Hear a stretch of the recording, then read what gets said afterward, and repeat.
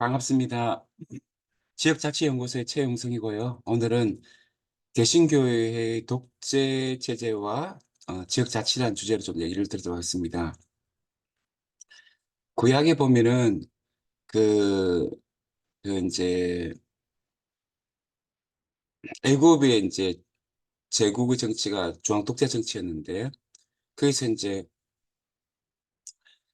출애굽을 통해서 갈릴 갔을 때 이제 12개 지파가 지역자치를 하죠. 물론 그런데 다시 사울을 이제 통해서 왕권이 강화되고 중앙 집권제가 강화되면서 아, 이제 남유다와 북이스라엘도 나뉘어지면서 역시 또 중앙 집권적으로 사제학을 착취하고 지역을 착취하는 그런 구조를 갖게 되는데, 어, 신약 성경에 가면은, 사실은 그게 약화됩니다. 신약 성경에 가면은, 지역 상호 교제는 했지만, 각 지역교회는 지역 자치의 그 독립적인 주권의 단위체였고,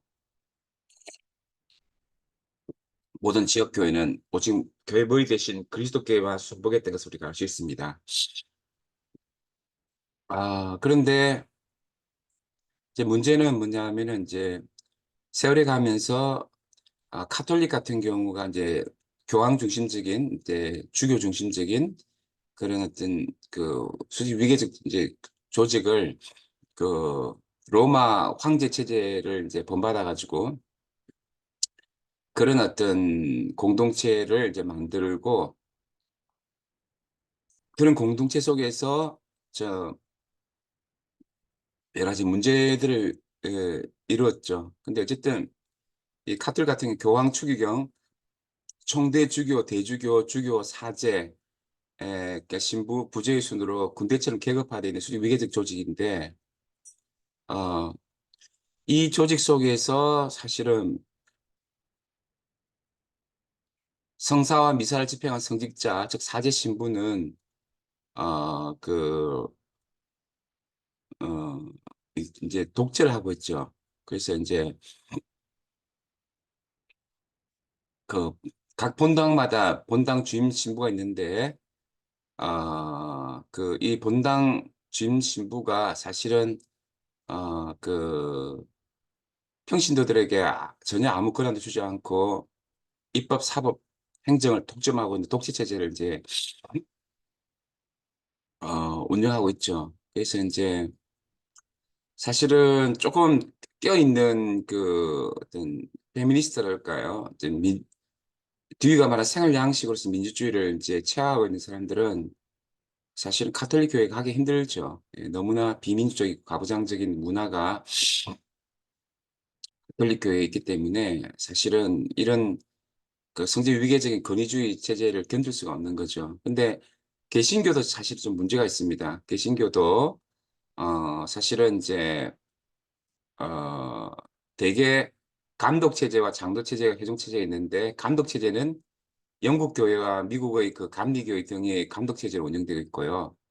이 체제는 지역교회의 장로들과 집사들뿐만 아니라 그들 위해 감독을 따로 두고 있는 제도고, 장로 체제는 지역교회 내 목사와 장로들에서 통치체인데, 물론 이 체제의 지역교회들은 자체적이지도 않고요.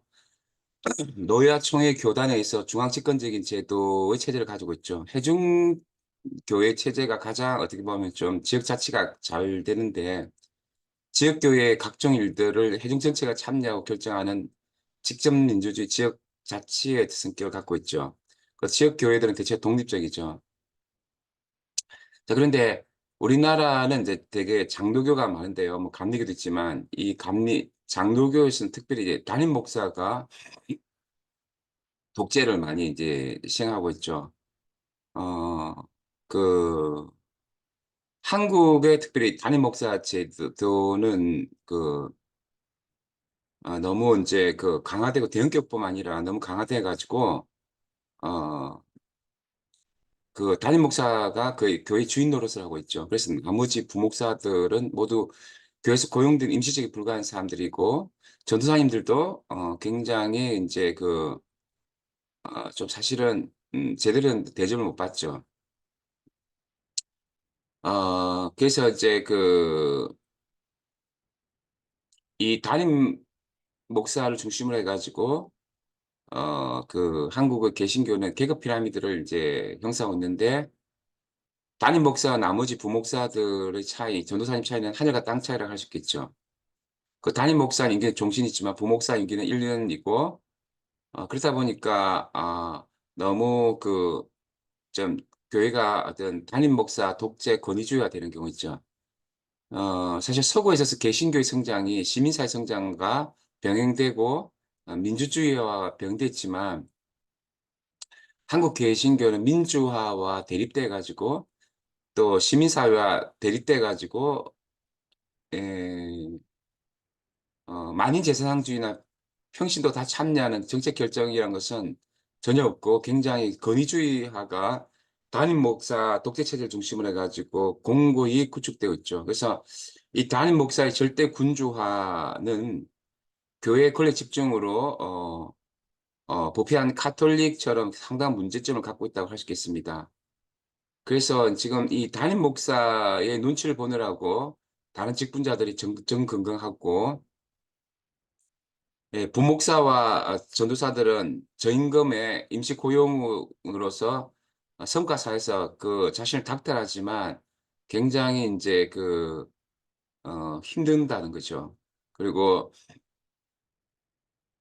그, 이런 구조에서 부목사들은 교인들과 접촉이 있어서 담임 목사 신격과 행동 대원으로 등장하고 교인들의 동정을 살피면서 비충성 분자의 탄생을 막고 그런 기금이 있으면 지체로서 담임학사 목사에게 보감의 사목 권력 체제를 이제 유지하고 감시 권력을 이제 작동시키는 거죠. 그래서 우리나라는 이렇게 담임 목사 중심의 주종 관계를 갖고 있기 때문에 굉장히 탈법도 많습니다. 그리고 이제 에, 부목사님의 어떤 인권이 이제 별로 이제 잘 이루어지지 않는 그런 경우도 있고 그렇습니다. 그래서 지금 근데 더 문제된 것은 이 지역교회에서의 담임 목사님의 일인 독재 체제 속에서 성도들이 주체적인 신앙으로 정치의 주체나 신앙 주체로 세우지 못하는 거죠. 그러니까 담임 목사님이 왕노로 타는 이런 독재 체제 속에서 굉장히 이제 한국 교회는 고통당했다고 볼 수 있고요.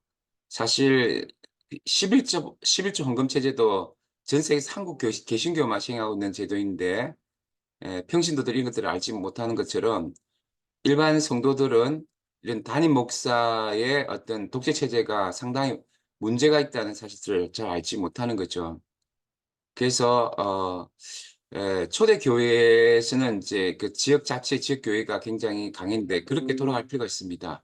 제가 생각하기에 성경적 지역 교회의 통치체제는 성경적인 장로 직분의 자격을 갖춘 두 사람 이상의 복수 장로들에 의한 지역 자치의 체제라고 저는 생각되고요. 이렇게 볼 때 카톨릭의 본당 신부나 개신교의 담임 목사 체제는 굉장히 인간의 편의에 만들어진 권위주의 제도고 또 독재 체제라고 생각되고, 특히 한국의 개신교 전통에서는 지역교회 내에서 우두머리가 되어서 1인 독재 체제를 구축하는 입법, 사법, 행정권을 독점하는 군주 내지 왕노릇을 하고 있는 가톨릭의 본당 신부 제도나 개신교의 담임 목사 제도는 빨리 개혁이 필요한 그런 체제가 아닌가. 그래서 일반 성도들이 종교개혁 마르틴 루트의 어떤 사상을 우리가 이어받아서 지속적으로 교회개혁을 추구하고 이런 어떤 독재 체제가 이루어지지 않도록, 특별히 이제 대형교회는 더욱더 이런 것도 심하고 파놉티콘의 어떤 권력 사목 권력 체계 속에서 성도들이 더욱더 이제 좀 피동적 주체로 이렇게 신앙 교육도 당하고 이렇게 하는데, 어쨌든 이런 부분들 우리가 빨리 고쳐 나가서 지역 교회에서 일반 성도들이 하나님 안에서 주님 안에서 올바로 어떤 통치하는 그런 어떤 민주적인 어떤 교회가 되어야 되지 않을까 생각합니다. 지금까지 지역자치연구소의 최용성이었습니다. 네, 감사합니다.